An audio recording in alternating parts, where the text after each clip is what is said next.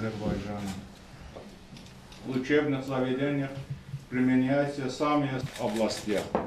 Нахчеванская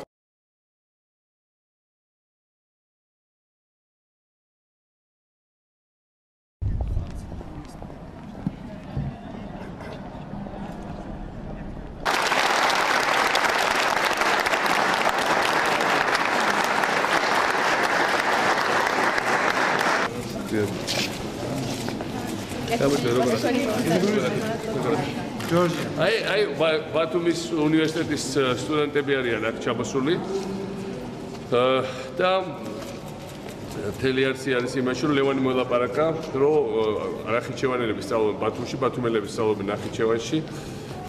თქვენ რა ფაკულტეტი ხართ? თურქული ფილოლოგია და აი თურქული ფილოლოგია და ინგლისური ფილოლოგია ძალიან გამოგარგებათ გათვალისწინებით აჭარის და საქართველოს ზოგადად საერთაშორისო კავშირების. და ეს იყო ის ძალიან დიდი ხნის სურვილი ლევანის, რომ ბათუმის უნივერსიტეტის დიდი საერთაშორისო კონტაქტები და კავშირები ქონოდათ. იმიტომ რომ ეს არის გრძელვადიანი იმაზე გათვლილი. და არა უბრალოდ იმაზე დღეს და ხვალ მარტო რა იქნება. და ჩვენ ვფიქრობ ვარშალომის ხედვა აჭარაზე ეს იყო, რომ აჭარას უნდა ჰქონდეს დღევანდელი პერსპექტივა და აქედან 30 წლიანი პერსპექტივაც. და მე დარწმუნებული ვარ, ხალხი მიხვდება იმას, რასაც აკეთებდა ვარშალომის აჭარაში, მათ შორის ეს რასაც აკეთებდა ახალგაზრდებისთვის. იმიტომ რომ ეს მართლაც სტრატეგიული პროექტია, პროგრამაა საცხოვრებლად. ჩვენ ცხოვრობთ სტუდენტურ საცხოვრებელში. ნორმალურ საცხოვრებელში? დიახ, საერთო საცხოვრებელი ევროპული დონის, სადაც ყოველგვარი კომფორტია შექმნილი ჩვენთვის და მართლაც ევროპული სტანდარტებითაა ყველაფერი გარკვეული. რამდენი ხანი იქნება? 4 თვე, ანუ 1 სასწავლო სემესტრი იქნება აქ. რა ენაზე სწავლობთ? თურქულ, ინგლისური ფილოლოგია. და ბათუმში რომ ფაკულტეტები ხარ? ბატონო, იგივე თურქული ენა და ლიტერატურა და ინგლისური ენა და ლიტერატურა. ჭები სამწუხაროდ ეხლა ესე. ვინც კარგად სწავლობს, ის წამოვა.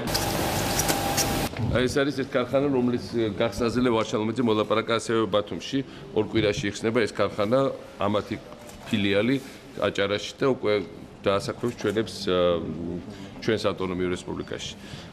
ესე იგი, ამის გარდა რაც გააკეთა ასევე ლევანმა არის ის, რომ 30 ბავშვი ასთმატიკი, რამდენიმე ორ თვეში ერთხელ ჩამოდის აქ ბათუმელი, იმიტომ რომ აჭარაში ძალიან გავრცელებული ასთმა, აქ აქვს უნიკალური ესეთი სამკურნალო შახტები გაკეთებული და იქ კურნალობენ, ამათ აქვთ ამის კარგი მეთოდები. ერთ სიტყვით, აქედან მოდის აი ეს საერთაშორისო კონტაქტებით ორხრივით მოვიდა დასაქმება, მოვიდა მოდის ასე წვერის ქარხანაში მიდივართ ახლა, სადაც ესეთივე წვერის ქარხანა იხსნება აჭარაში და რაც თავია ახლა ეს ქარხანაც იხსნება, გამოიყენებს ქართულ ადგილობრივ ნედლეულს, გაიყიდება არა მხოლოდ საქართველოს ბაზარზე, არამედ გავლა უცხოეთში. ასე რომ მე ვფიქრობ ეხლა ეს კონტაქტები არ უნდა ჩავარდეს, არ უნდა გაგრძელდეს.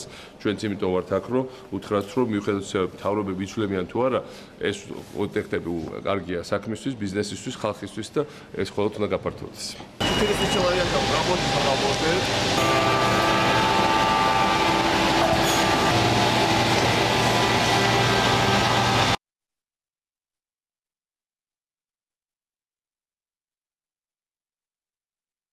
Nektare. Nektare. როცა ვლაპარაკობთ, სად უნდა დავობინაოთ და როგორ ქართული მანდარინი, რომელიც წელს დაგულპა. არაჩენები სანამ ადანაშაულებდნენ ვარშალომიძეს, რომ ვარშალომიძის ბრალიაო წელს რო ვერ გავყიდეთო, წინა წლებში ჩვენურად გაიყიდა, სწორედ ვარშალომიძის გამო. და აი სად გაიყიდა. ქობულეთის კონცენტრანტი ისხმება აქა და ესე წვენი კეთება, დასალბობა შეიძლება გაწირო? წელს კი მდინარის კალაპოტში ეყარა ტონობით. 100-ობით ტონა და 1000-ობით. ეს თვითონ კონცენტრატი რაც იქ არის ჩამოსხმული ჩვენთან. ჯანკაი. ამას აქვს გემო ხალის მანდარინის. ოჯახ ლევან მარტა აი ესეთ რამეს ვერ წარმომედგინე.